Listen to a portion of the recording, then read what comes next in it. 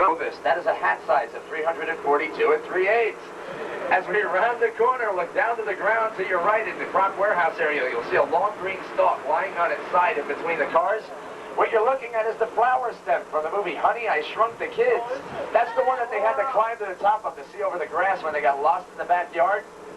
Underneath the lamppost, we have the futuristic blue police car from the movie Blade Runner. And up ahead, we have the classic black car with the green spoke wheels from The Untouchables. On the other side of our shuttle, we have our production bungalows. Bungalow 1 is home to Jim Henson Productions, and the Muppets have joined the Disney family, in case nobody told you. Bungalow 2 is home to Dick Clark Productions. They're bringing back the game show, Let's Make a Deal. That's going to be done live right here at the studios, and it starts airing July 9th on NBC. Bungalow 3 is the permanent home of the new Mickey Mouse Club, which airs every weekday on the Disney Channel. You'll get a behind-the-scenes look at them on part 2 of your tour. Right now, Hallie has turned us into a branch of our greens department, and greenery is basically used to hide what the camera's not supposed to see. For instance, we might use a row of taller trees to hide the fact that only a small portion of a building or a set has really been built. If you're able to look down, you'll see all of our greenery is in portable containers. That's to make it easy to transport to and from our locations. If we need more greenery than what you're seeing, we do have access to more than 60,000 trees and plants in our Walt Disney World Tree Farm. If we need to use any of that greenery indoors, however, we have to very carefully fireproof every leaf, branch, and twig. Coming up, you'll notice we even have our very own cast of characters here in the greens department. These topiaries, our shaped shrubs, can take up to 10 years to fully develop. When those are done developing, they'll join the over 160 currently on Disney property. Take a quick look off to your left as we pass bungalow number 3. You'll see the back of Soundstage 3. That's where the Mickey Mouse Club does their filming, and you'll see more of that on part 2 of your tour from the inside. But right now, we've been in one of our more glamorous departments. Ladies and gentlemen, this is creative costuming. All the action's coming up on your left. And Hallie's slowed down so everyone can get a real good view. And here we have over 180 artists that design and manufacture all the costumes for our motion picture, television, and live entertainment needs. Watch for display cases coming up on your left. You'll see the original costumes formed by Bette Midler in Big Business. Lauren Baby in the upcoming production of Dick Tracy. That's a June 15th release, by the way. The original 26-year-old gown worn by Julie Andrews and Mary Poppins. The spacesuit worn by Michael Jackson and Captain EO. You can see Captain EO at Epcot Center. And also the suits worn by their co-stars in Who Framed Roger Rabbit. And if you look at that photo wall, you'll see all the artist sketches. That's where the whole costuming process starts. From there, our seamstresses and our tailors take over, and these talented people use more than 175,000 yards of fabric every year. And as we pass Michael Jackson and Captain EO, you can look in, take a peek at a small section of our wardrobe department. We are proud to tell you that here at Walt Disney World in Orlando, we have the largest working wardrobe in the world, with more than 2.5 billion garments. But it does take more than wardrobe to make a production, and next in the tunnel is the lighting department. Here in lighting, we are able to supply up to 3.5 billion watts of light for production on or off our lot. To put that in terms you might better understand, we're quite capable of lighting up the entire city of Orlando.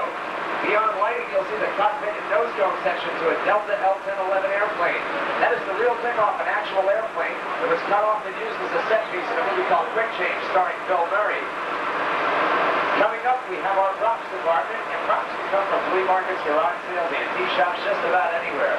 And if we need something we can't find, we go right ahead and build it ourselves. Beyond props is our camera department, and their technicians store and maintain all the film and video equipment we use here at the studios. And last but certainly not least is our scenic shop. In the scenic shop, carpenters begin construction of sets that are later completed on the soundstage. These talented craftsmen have built everything from a 40-foot wooden submarine for a rock video to the giant turntable that rotates the sets of the Mickey Mouse Club, and you'll see that on part 2 of your tour at soundstage number 3. If you look in, you'll notice another portion of that Delta L-1011 airplane. That was a full and functional backlot. This portion of our backlot's called Residential Street, but before you pack your bags, load up the U-Hauls, and get ready to move in, you might want to take a closer look at these houses. Like this first house coming up on your right, for instance. You'll notice something a bit odd. It's just an empty shell or a facade used for exterior footage only. Open the front door to this home and step in, you're standing in a pile of dirt. Kind of like my kid's room, but that's another story. Doesn't matter if that house is drafty, though, folks. We even control the weather here on the back lot, and we use that first home for a winter holiday scene. We dressed it with colored lights. We laid down some man-made snow. We even brought in some pine trees from the greens department. We had a beautiful white Christmas. The only thing odd about that is it was mid-July and about 96 degrees that day. Give you a good idea how things work on the back lot. This brown Midwestern-style home that we passed on the right was used in the Touchstone comedy Ernest Saves Christmas, starring Jim Varney. That was Vern's house. You know what I mean, Vern? That's the guy. Some of you folks might recognize the beige Hawaiian-style home coming up on the left. I'll help you out if you don't. It's home to B. Arthur, Betty White, Rue McClanahan, and Estelle Getty, the Emmy Award-winning Golden Girls. The exterior footage was shot out here on our back lot. They edited it together with interior shots done on a soundstage. They put it all together and give you a finished show on Saturday evenings. Now, when a house has been selected for a shoot, like the Blue House coming up on the left, our set designers will step in and give it that lived-in look. You'll see a lot of little details. Things like the doghouse, the garden hose out front, the toys in the yard, the bike on the porch, even a newspaper up on the roof, just like my paperboy does it, sure. About the only thing missing is a swing set. That's across the street at our backlot playground of these homes. As we approach the end of Residential Street, you're going to see our backlot church. You'll notice the plain clapboard sides, the large simple windows, and the wooden shingles up on the roof. All architectural details consistent and up to make it seem like it's been standing for decades. If you look at the back of the building, though, you'll see the steel and wood framework that holds all our facade. You'll see an area we call a boneyard. It's where we store large-scale props like planes and trains and jeeps and even the occasional spaceship. You'll notice Dumbo's circus wagon from the Disney Channel. In the back there, we have the helicopter cockpit from Blue Thunder. You might recognize this beat-up blue car. It was actually a very nice automobile till Roger Rabbit got hold of it. That's his handiwork. He drove that car out of Toontown, and Who Framed Roger Rabbit? The railroad car sections are from the Touchstone comedy Tough Guys, starring Burt Lancaster and Kirk Douglas. For you Star Wars fans, we have the Silver Snowspeeder from The Empire Strikes Back, and the Brown Sandskip from Return of the Jedi. If you look to the back of the boneyard, you'll see an array of Green Army vehicles. Some of those were actually used in the motion picture production Superboy. And another unique science fiction piece is the Silver Space Pod from the Disney science fiction film Flight of the Navigator. Give you a good idea of how long we hold on to some of this stuff. This old wooden keelboat coming up is from a Disney film done back in 1976 called The Treasures of Matacumbe, 13 years before we ever had a studio here in Florida. We don't throw away anything. As you've seen, props do come in all shapes and sizes, but not everything is a prop. The easy way to tell the difference is if an actor or an actress actually uses something, handles it, drives it, plays with it, whatever. It's a proper property of that actor or actress. Everything else is just set dressing. You might recognize the red and orange street trolley car, the old red car from Who Framed Roger Rabbit. Take a good look at those trolley wheels. They're just plastic covers covering bus tires underneath. That's a modified bus. And as we pass our executive yacht club, you can look across the canal and get a backstage view of Residential Street. You're going to notice there's not a lot of privacy in this community. You might also notice that the architectural details, like the shingles, end just out of camera range. That's because we only build what the camera needs to see. It's an old movie-making technique called saving money. Sure. Every now and then, though, the camera needs to see something that just isn't there. For instance, nowhere in Central Florida are you going to find an active oil field in a rocky, barren desert canyon. We needed one for a production called Catastrophe Canyon. We built it right here on our back lot. Now, I saw you folks oohing and eyeing a moment ago. They were test firing some special effects, getting ready for a shoot later this afternoon. In between test firing, they're allowing us to bring shuttle tours in and show you around. I would, however, like that. Allie's going to go all the way in. She's going to stop, let you take a few pictures, and I'll tell you more about the canyon. Now, the canyon itself was modeled after an actual canyon out in California. It took about 6 months to build. That is a long time for just one standing set. Can you see that? So with all the great things we came up with in here, I personally think it was worth it. The first thing you probably noticed was that large tanker truck up on the ravine. That is an excellent example of a large-scale prop like the ones we passed in the boneyard. That truck runs great, but there was no way to safely drive it up the ravine. It had to be hoisted over the side of the canyon and lowered into place using a very large crane. Now, let me set the scene for you. The script called for a real downpour at one point. Everybody knows in the movie-making business, time is money. You can't wait around for Mother Nature. When your cameras are ready to roll, your rain's got to be ready to fall.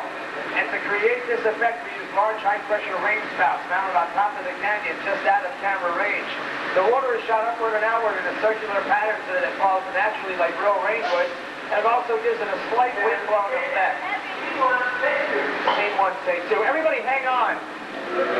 Wait a minute. What's going on in here? Whoa, we got fire off to the right. Don't tell me they're test running. Hello, there's trouble in the canyon. Hey, wait a minute. Whoa! I don't believe this. What? They can't hear me. Nuts.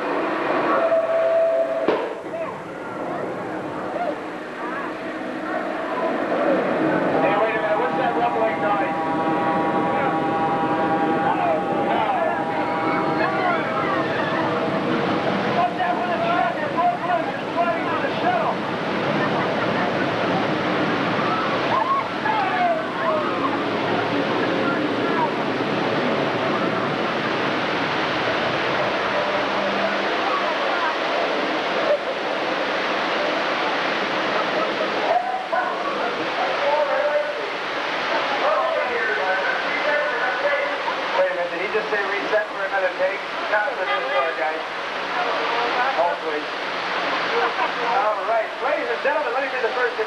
football players. Let me rehearse to congratulate you. You just survived Catastrophe Canyon.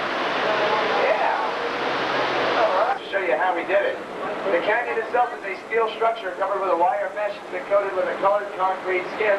It's all been hand-carved to look like real rock formation. You'll see a network of yellow pipes running throughout the set. They carried all the gas for the fire and explosion you saw, and felt that top explosion they carry a core temperature of about 2,000 degrees, by the way. The large white pipes carried all the water for the flash flood. We started that flood when we opened the gates to 3 large tanks mounted on top of the canyon, sending 70,000 gallons of water hurtling towards our shuttle. To add more drama to the scene, some of that water was shot at you through the green air cannons you see in the back. Those air cannons are extremely powerful. They probably would have got you wet, but they're actually on a low setting right now.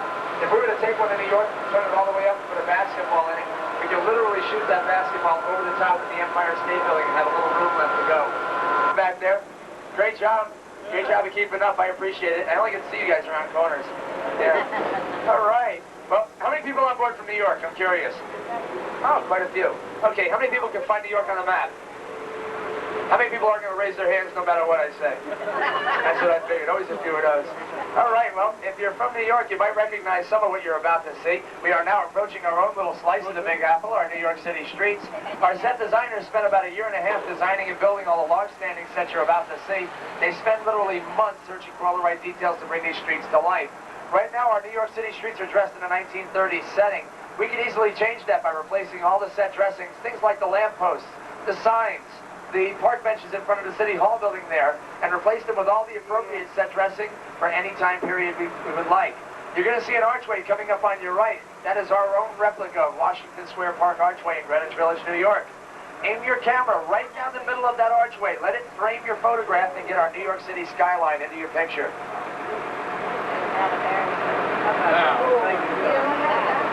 You folks see those skyscrapers way off in the distance? Way off in the distance at the end of the block?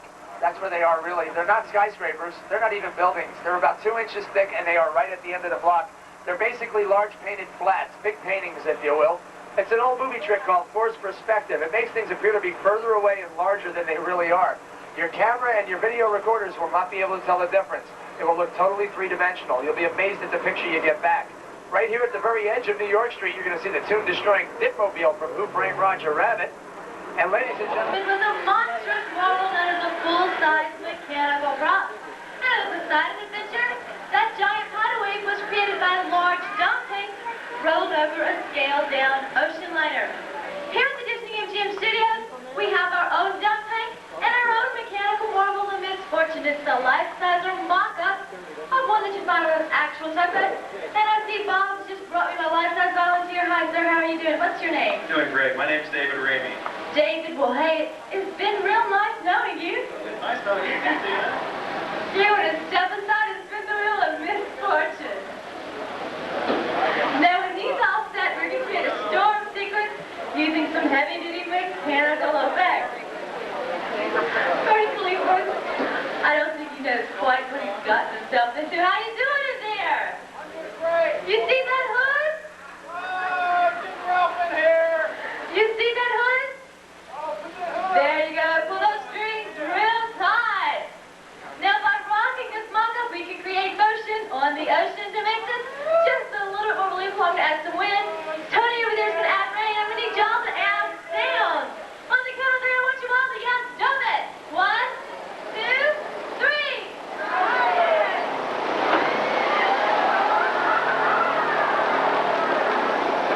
We're going to take this scene we just shot, edit it together with footage of our miniature tugboat that was shot in tanks similar to this one using the same window and effect.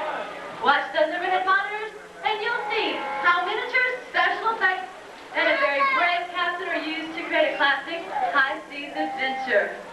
There you go, man.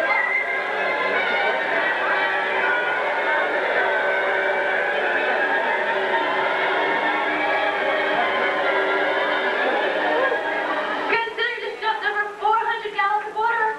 I think our captain deserves a big hand of applause. While he's drawing out, I'd like those of you in Sam's group who have seen Bone Shut to follow Sam all the way up to the Special Effects Workshop. As you can imagine, recreating a full-scale naval battle at sea could really sink a film's budget. That's how we use floating in the tank. But you may be wondering, how do we film those miniatures cutting through the high seas? Well, watch those monitors and I'll show you. If we leave our water surface flat, well, our miniature looks fake, so we add waves. But if these waves are too large, our miniature looks like a toy in the bathtub. To get around these problems, we use large fans like those you see to create small, very fast moving waves. By slowing everything down to the scene, we can give it our proper scale. By adding smoke, music, and sound effects, our battle sequence is almost ready.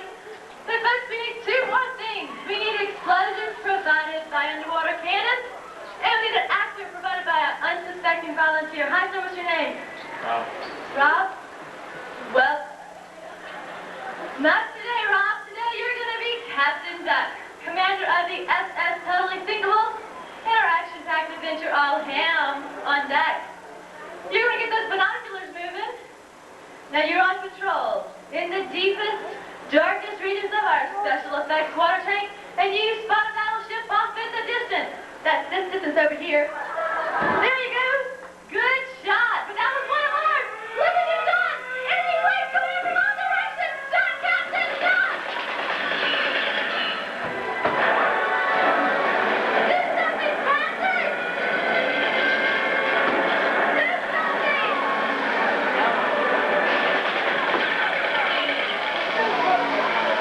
Captain, looks like we survived that air attack.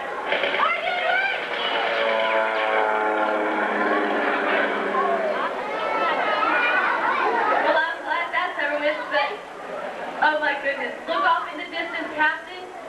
Enemy torpedoes are coming in from every direction. Oh my goodness, they're getting closer and closer. Captain, you're in danger!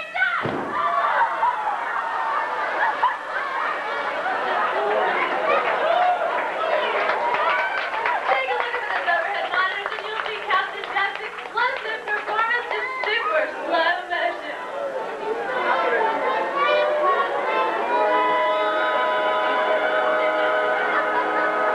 Captain, it's been a real blast working with you. How about taking a bath? Like this one, are made and used as guides to produce full-size mechanical props, such as this giant ape that you see before me now. Now, some of these props work like puppets, with all camera operators who use cables to make them move. In other cases, these figures will come to life through a process known as stop-motion animation. Now here, a model is photographed one frame at a time, with an animator coming in and moving it ever so slightly between each shot. When these individual frames are played back at a normal speed, we get a very fluid and lifelike motion. Just as with the score grid that you see here from the motion picture Honey, I Shrunk the Kids. Now, despite our giant friend over there, miniaturization plays a very important role in special effects. Take this drawbridge and this steamboat, for example, from Dick Tracy. It was a whole lot easier and more cost-efficient to create these miniatures than to build a full-length bridge or a full-size steamboat for that matter. Now, in some cases, the effects artists will use full-size props. This plaster arm right behind me, it may not look too familiar now, but it will. It plays a very significant role in Dick Tracy. Not the film, but the character. Whenever the camera zooms in for a close-up of the wrist rating of Tracy's arm, it's not really Tracy's arm that you'll be looking at. Warren Beatty or any other actor would have a very difficult time keeping their hand completely still during a scene. So by using this plaster arm, our picture stays as steady as our hero. You got to hand to these artists. They can do just about anything. In fact, what happens if a script calls for a location that is impossible to find, or a set that's just too expensive to build? Then a director will rely on one of the most fascinating tricks of the trade, matte painting. Matte painting is a combination of film and art to produce a dramatic illusion on the screen. Take a look at those monitors. I'd like to show you how the whole thing is done. The live action segments are filmed first, with actors performing in front of partial sets. In this case, the foot of a toy dinosaur. That film is then projected onto a large sheet of glass where an artist comes in and paints in the rest of the scene. Now, when all these elements are combined together, the results can be quite convincing. You see this, children? They are now walking under a painted dinosaur. So as you can see, ladies and gentlemen, in the world of special effects, when imagination and just a wee bit of technical know-how come together, almost anything can happen. Whoa! Excuse me? What? Oh, I forgot. Wait a minute. Anthony says you can now go into the special effects treatment stage. Deborah and Jacob. In just a moment, these two will be starring in a scene for Honey, I Shrunk the Kids. But first, we're going to show you how a blue screen like the one behind us can make people or objects appear to be someplace they're not. By filming in in front of a blue screen, we can later make that blue disappear and replace it with any background. It was this process that allowed actor Bob Hoskins to drop into the cartoon world of Roger Rabbit.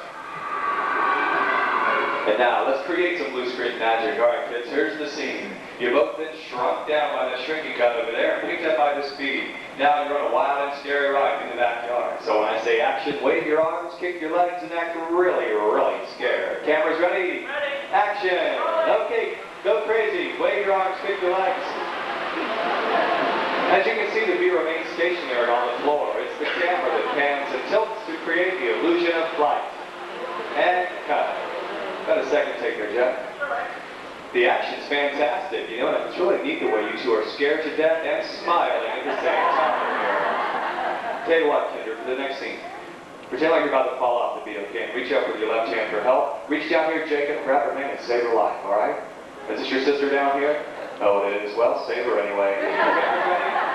Action! Kendra, reach up. Jacob, grab her arm. Nice try anyway, and cut. Look at that terror on her face, folks. In the original motion picture, these elements were shot on film, but today we're using video for instant results. And now we'll play that scene back as it would appear at the movies.